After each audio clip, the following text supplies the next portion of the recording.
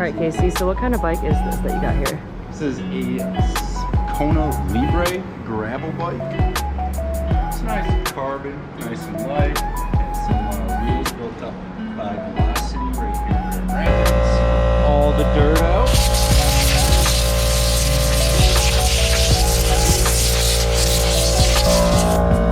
Hear that wiggle? Yeah. That rattling? Yeah. Means there's nothing in those bushes, which means it's perfectly clean. So now we'll apply a chain loop and let that soak in, and then we will have 50 watts of power back to the drive.